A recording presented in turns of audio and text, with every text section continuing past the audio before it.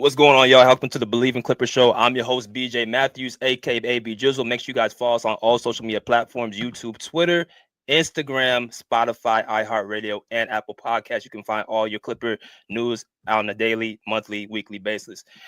All right, so we got a good guest for y'all today. I actually sought out her YouTube page as well as some of her work she's done with the Clippers, which we're going to talk about in a little bit. But I want to kind of get some format info background on this young lady, Miss Kelli Johnson. I definitely appreciate you coming on the show. How you doing? I'm good. Thank you so much for having me. Perfect. So let's do a little icebreaker. Before the show started, you said you used to live in San Diego and you're in LA. So kind of tell me the similars and differences for the audience about what's the difference between the two cities. Oh, wow. I think they're a lot different just because it's Southern California. It's really interesting. I've lived in Bakersfield, LA, San Diego, and they're all extremely different. Bakersfield, not really considered Southern California. That's more central. But yeah, San Diego, I mean, I read a lot of Reddit threads about this, and they say the difference is the tacos are better in LA, the burritos are better in San Diego. But LA, I mean, it's like it's the city, I feel. Having two of every sports team, I just think there's more to do, a lot of entertainment. San Diego, it's a lot more relaxed. They say the beaches are better in San Diego. I really like the South Bay beaches here in LA. So they're very similar in some ways, but very different in a lot of ways. And I think, overall LA is a lot more diverse, and I love that. Perfectly said. A lot of people think California is all the same, and I have to keep telling everybody Southern and Northern are completely night and day, and even San Diego and LA has their differences. So way to put that down like that. But let's get a little bit info about you, like Kelli the person, before we get into the media and the Clippers and all that. What's some information about you? Like, how did you get started in your business and your career field, your background, where you from? Let me tell you here about you. So I grew up in Phoenix. No, I'm not a Suns fan. That's something that people always ask me. When my mom watches this, she's going to be so upset. She's like, you need to stop saying that. She's a hardcore Suns fan. But anyway, so grew up in Arizona, went to Arizona State, one of the better journalism schools in the country. Shout out to all the Sun Devils out there. I went to the Walter Cronkite School of Journalism and Mass Communication, and that's where I got my journalism background. So that was an interesting experience because it was very like hard news based. Didn't get to do as much sports as I wanted in college. And then I took a little bit of a detour, ended up working in the hospitality industry for a few years until I found my way back into the industry. So got my start in Bakersfield, where I was able to do like weather, entertainment, a little bit of entertainment, started doing some sports and mostly like hard news, but I did mostly weather there. So I used to be on air. And then from there, I went to Phoenix for a bit, and that was more like feature stories. We didn't do any hard news, which was, I really loved, really enjoyed that. Went to San Diego, where I had like a hybrid digital on-air position, and now I made the move up to the I-5, and I've been up in LA for the past 5 years and counting. Perfect. That's a lot of jumping around and a lot of spot to spot. So it's been a long time coming. What can you tell some people who are trying to get in your field, like some advice as far as, climbing up the ladder in the process, because a lot of people think it's just like, oh, you get to your big break and then that's it. Like, how did you stay so focused in your career and like be like laser locked in?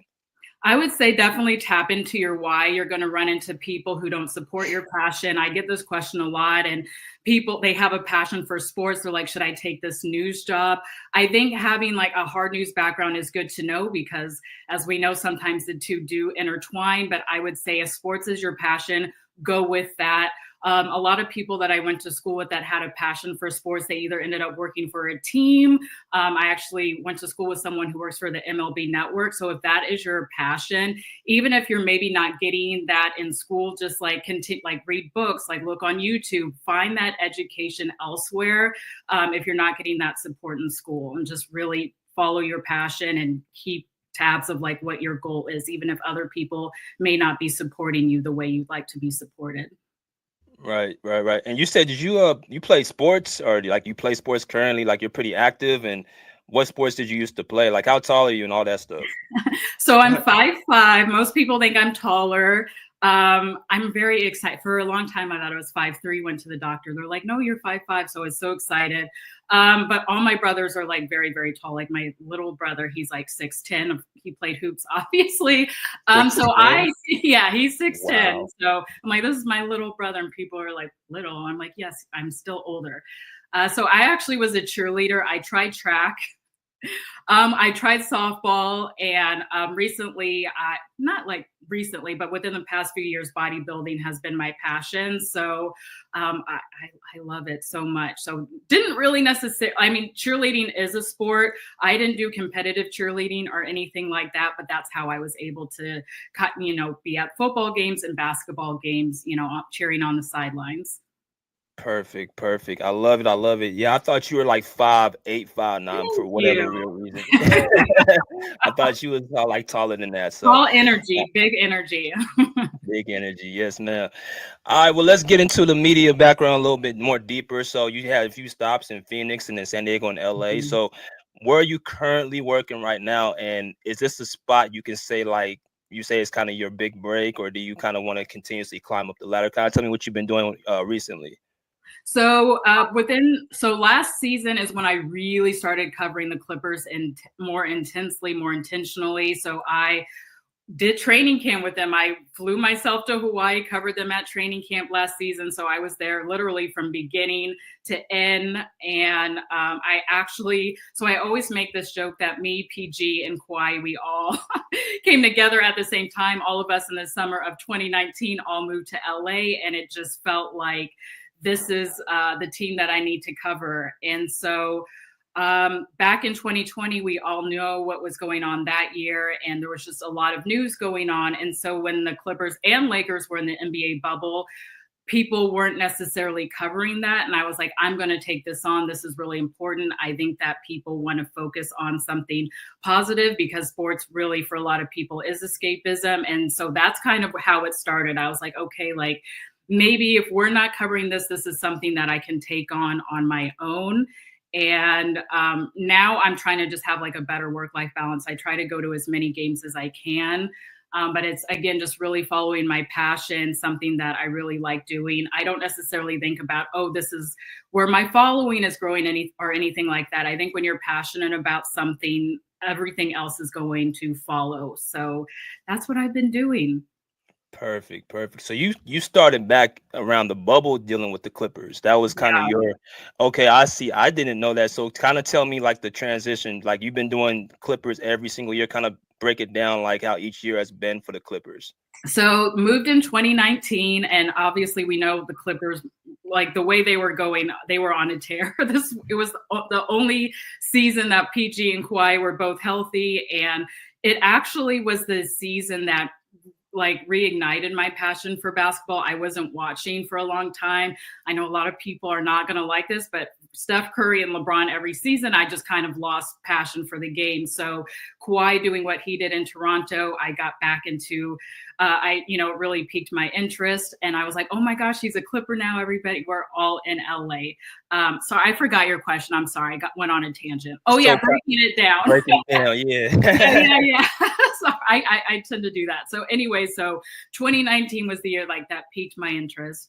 Then we know the world changed quite a bit the following year. And so since we were, really busy focusing on health, everything that was going on in the world, people weren't really covering sports. And I was like, I'm going to take this on. So I did it little by little. I covered the bubble, what was going on. And I was also covering everything that happened with Kobe. Very like that was my baby. I was like, this is the way I can honor his legacy, and just covering everything that happened with that. That's to this day is a story that I'm, extremely passionate about. I mean, some journalists will say like 9/11 was the day they'll never forget. And for me, it was, the loss of Kobe Bryant. So this Right. was my way of honoring his legacy. I'm like, I'm going to, whatever press conference, whatever update we get, I want to continue telling not just his story, Gigi's, everyone who was on that helicopter. So I was covering, I mean, it is a LA news station. I do cover both teams, but I've really realized that the Clippers, that's what is needed. They don't get as much coverage as I need. So that was like, that started it. And then I was kind of going to games more so as a fan, and then I would like write stories later. And then, yeah, in 2022, we were not in the playoffs at all. As you know, we were eliminated in the play-in tournament. Yeah, Very by New unfortunate. Orleans. Yeah, Yep. yeah, I remember that. And it's really interesting because I had a bodybuilding show at the same time in Anaheim. And I was like, should I go to the game? Like, what should I do? So, I mean, that was something else. I was like, okay, I'm going to keep going on my journey. And then the following season, yeah, last year is when I really got into it. And I was like, okay, I want to continue really giving this team as much coverage as I can, because even when we had 4 future Hall of Famers, they still weren't necessarily getting the coverage I felt they should have been getting. So I'm like, even if it's a little bit, I'm doing something to give this team the exposure I think that they deserve. I love that. You know something, that's kind of my vision with the Clippers now. Like, Mhm. even with what I do with my show, like I cover 2 shows with the Clippers, and I feel like, the Lakers has always been their town. And Yeah. now as you got, stars like Kawhi and PG came in here, you had Russ, you had James Harden. You take it upon yourself to kind of, put stories out and put videos out and live videos and stuff like that. So what you kind of explained is it touches me a little bit. Oh, thank you. Thank you. That is a lot. Yeah, I was just thinking about, I mean, that's maybe a future video I'm going to be working on for YouTube, really getting in depth into my journey. But thank you for asking that. And I think sometimes, like, if something is calling, you really just follow that. And I remember when the Clippers made it to their first ever Western Conference Finals, nobody really knew who I was, but I was like, okay, we need fans. We wanted to feature them in the morning show. And I was like, hey, would anybody be interested in being on the morning show? Like at 6, 7 a.m. And I was really taken aback by the response. People drove up from Orange County. I remember Ricky Chu, he just had a newborn baby. He's like, let me ask the wife. And just seeing that passion and dedication that people had for this team that hasn't won a championship, that really touched me and spoke to me. And I was like, okay, for these loyal fans that have followed this team for so many long, all the heartache, the injuries, all of that kind of stuff, like, I want to do this for them. Man, love it, love it. Well, let's get into this season. You got the Intuit Dome that just recently opened up. Beautiful state-of-the-art arena, my personal favorite arena in the NBA. A Beautiful. lot of stuff done happened, a lot of new faces. Obviously not some of the same players. PG's gone, Westbrook's gone. Kind of before we go into the season, how did you feel about the offseason with the departure of those two, and dealing with Kawhi and the injuries, and what is kind of your thoughts before we even get into the regular season? So I knew that it was going to be a very different kind of season. I was like, they have to figure something out. They have this brand new stadium. I've been following that since the groundbreak. So it's been really interesting to see it like a plot of dirt to what it is now, this beautiful new state of the art facility, and just seeing it really from the ground up. And people ask, like, how do you feel about, Paul George leaving? And it's something I'm still processing. I think when, he finally went to the Intuit Dome with his new team, that was an eye-opening experience. It's still very weird seeing him in a Sixers uniform and everything he's doing. So I know that we got younger and more athletic. With all the back-to-backs we seem to get every season, I know that was needed. And so a lot of people, a lot of fans that I've talked to and other beat reporters, they've said, like, hey, I wouldn't say it's a rebuild year, but they're like, everything they're doing now is getting set up for the next off season. But I was excited to see the new faces, especially like Kai Jones, really getting a second chance in the league, him taking that very seriously. Kevin Porter Jr., we know everything that happened with him. I was really curious as to see how that was going to go, how the fan reception was going to be. And, chemistry, I was like, is this going to work? We've got some veterans, but we also have a lot of new guys. But I would say, all things considered, the chemistry is much better this season than it was last season for sure. Perfect. Let's talk about your day-to-day responsibilities, because you did have a few videos that you dropped. I love the video that you did. I guess the Suns, the first game of the season. Yes. Yes, I loved how you made all the edits and stuff like that. So for the people who have never been to an actual NBA game as a media, tell me what you kind of do pre-game, during the game, post-game. Like, what's a day in the life of Kelli getting ready for a game? So oftentimes my game days for me, especially if they're during the week, are very long. I work a morning show. So oftentimes those are very long days for me. So I, get up around like 4:30, do my morning show, and then I go ahead. Yeah, those are very, very long days. And so knowing that I have a game like that keeps me awake. I'll try to go on a hike or something during my break. Sometimes I'll be able to get in a mini nap either during my break or like in between. So with the Intuit Dome being where it is, it's not that far from where I live in LA, but we all know LA traffic. So I budget probably, or I allocate about an hour and a half even to get to the Intuit Dome. So the media, we have to get there pretty early.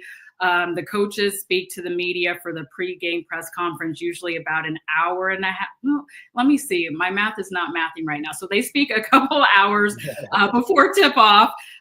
So yeah, we have to get there early. So just, and the Intuit Dome is huge. For any women out there, like, it is not a heel friendly facility. I can tell you that right now. There's a lot of walking. So it's, parking, going, downhill. They do have escalators and stuff like that, but I always take the stairs. So you get there a couple hours before tip off. You want to get set up. The way the media area is set up at the Intuit Dome, it's 3 different levels. Staples Center, Crypto.com Arena, it's a little bit easier. Everything is basically on one level. They have it set up pretty easily.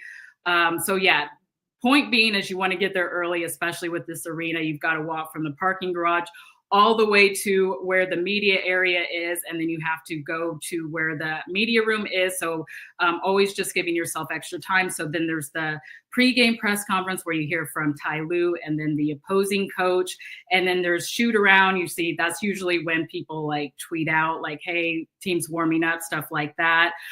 Just getting into the groove. You can eat before the game, whatever you want to do. The food that they provide for the media is very, very good at the Intuit Dome. So major bonus for that. And from there, you can kind of just do your own thing. I like to either interview fans. When I'm vlogging, it's a little bit different. Just really getting that content. And then, yeah, we watch the game. And then after the game, you interview, media talks to both coaches again, and then the players. And then certain people have locker room access. So, yeah. So it's a lot. It's a lot. I love it. You lost me at 4:30. Yeah. That's bringing back basketball days for me. Yeah. 5 a.m. workouts and on the track and in the weight room on the court. It's I'm gonna let you going to school and doing everything. That's a really good comparison. That's a good way to put it. So waking up, morning show, getting to the game, talking to the press, talking to the coaches. What is the hard part of what you do going to these game days while you're there and before and after? And what's the parts that are enjoyable? I mean, honestly, weekday games, they're a challenge. I mean, it's not easy. The grind, like you just described, that's not easy. That's why I'm kind of like, oh, maybe we only do weekend games this season. Honestly, just staying awake, to be perfectly honest. But once you get there and you're in the dome, the wall, shout out to the wall as well. Just like their energy kind of feeding off that. So I think honestly, just staying level-headed, keeping my energy going is relatively difficult. And the enjoyable parts are just talking to people and having that going on. I love talking to the fans, different people in the media. I really enjoy that. What about some of the interviews with the players and coaches? Who has really caught your eye this season so far? Norman Powell, like anytime he talks, he's just beyond inspirational. His grind, he didn't do too well last game, but he has been on a tear. So anytime I hear about, and he just has the best attitude, always willing to talk. And he keeps me motivated, to be honest. He's inspired me so much this season, talking about how hard he works during the off season, in the season, first person in the gym. So like, feeding off his energy. And every single game that I cover, I never take it for granted. I'm just like, wow, like people didn't really give me an opportunity to cover sports at previous stops, and just every day I'm grateful. So I think honestly, the whole experience, I'm always going to be grateful for it.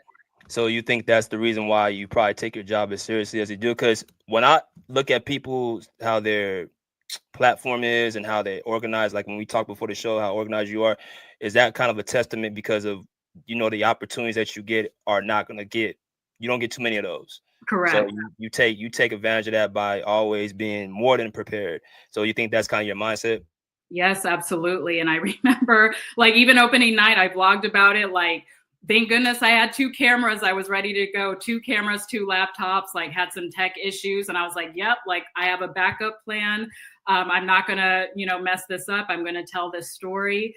And, I want to be taken seriously. And it's something that I have had to work on and building those relationships. And I'm so glad that I did. The media team with the Clippers, they've been very good to me, and they're very kind people. And it's a relationship that I've had to build over time.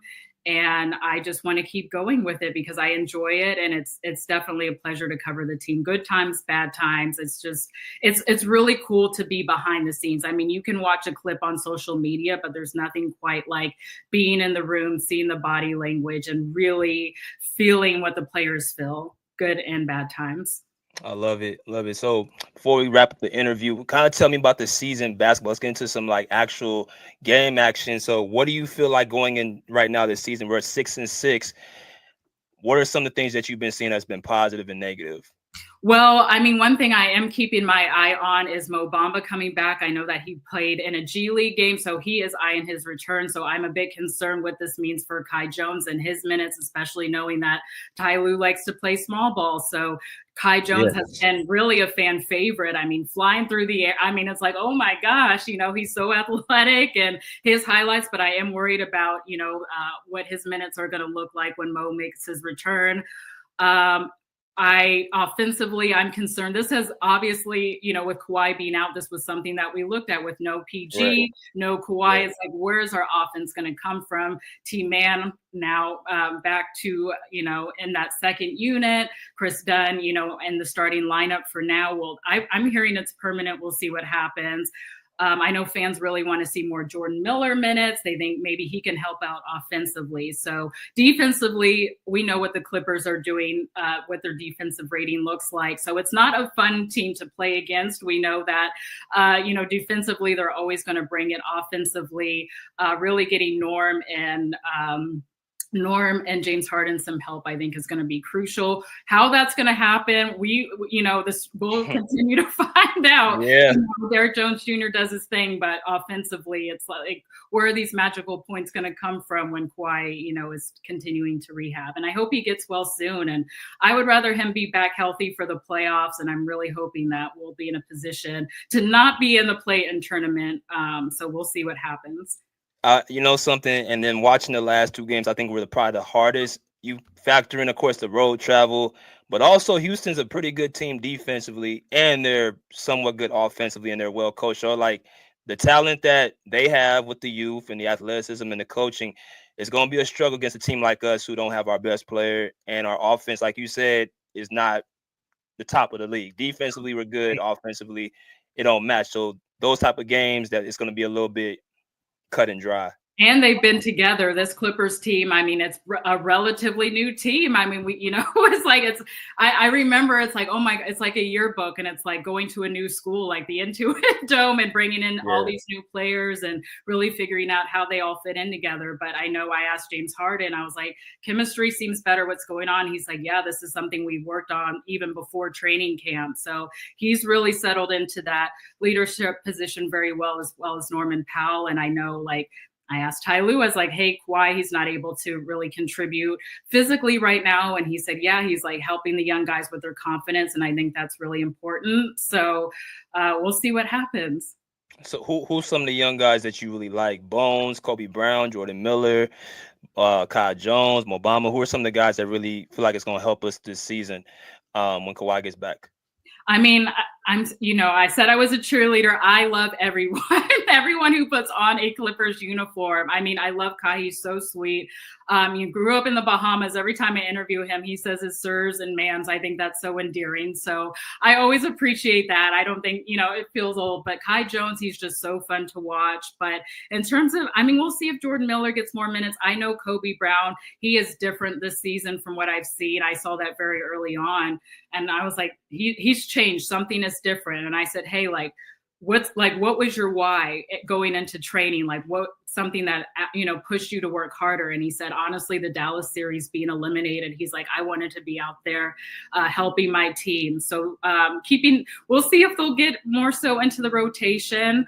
Chris Dunn doing his thing. I mean, I think everybody knows the role and they want to win. This isn't a team where people like I'm the star or I need to have the ball. I think everybody really, they're dogs. They want to win. And I think that's something that's going to be very important, especially in the latter part of the season. Oh, I think you're muted. Oh, I'm sorry. One last question before you get off. What is your favorite year that you've covered the Clippers? No bias. What is your favorite year that you've covered the team? You weren't hurting nobody's feelings, I promise. Honestly, there's two different ones. 2021 season, making it to the Western Conference Finals, all the excitement there.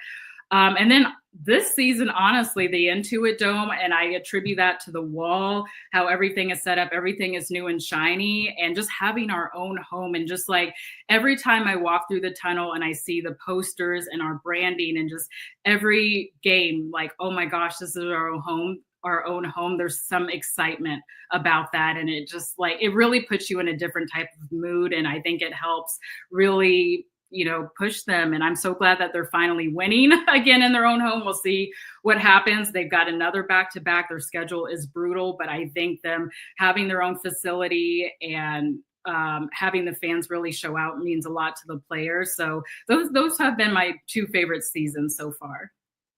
Love it. Love it. So, Mrs. Johnson, it's been definitely a pleasure. I have so many questions to ask, but again, we're going to try to get up out of here now. But where can they find you on social media? Twitter, YouTube, Instagram, all your social media platforms. Go ahead and put that out there. Okay, absolutely. Thank you for asking. So YouTube, you can find me at Kelli Johnson. I know it's a very common name, but that's where you can find me. Kelli with an I. You can find me on Twitter at Kelli Johnson TV. Oh, yeah, there it is. That's me. And definitely, I'm working on TikTok, you guys. I'm working on it. Instagram at Kelli Johnson. And I'm also going to be working on getting a Blue Sky account as well. What's Blue Sky? What's that? I guess it's like the new Twitter. A lot of people are merging over there. So I guess that's the thing now. So if someone said, hey, we like your content, can you please go over to Blue Sky? So I think we're going to be seeing more content coming from that platform. I gotta get up to the game. You right? Me. I'm trying to catch up, and that's how I ended up getting back on Instagram. I ran into someone at the game, and they're like, really not even just like Gen Z, like no matter if they're 14 or 40 or up, they're like, what is your Instagram and what is your TikTok? And I'm like, okay, TikTok, I'm still working on, but my Instagram, I can reactivate that thing. So for me, it's been a challenge. Someone who doesn't necessarily like social media so much, but I am embracing it more. And I think when you're doing content and following content you actually like, it does make a difference. Like if there's an account out there, you guys, that irritates you, unfollow, mute. It's just that simple. Social media can be used for good. And I'm learning that right now as well. Beautiful, beautiful. Well, Mrs. Johnson, it's been a pleasure having you on my show. I'm glad you gave us a chance, me being from San Diego. So this has been a pleasure. I enjoyed myself. It was so fun. No problem. You're welcome back anytime. But this is an episode of Bleav in Clippers. Thank you guys for following on Apple Podcasts, Spotify, Instagram, and Twitter. And last but not least, go LA Clippers. Peace. Go Clip.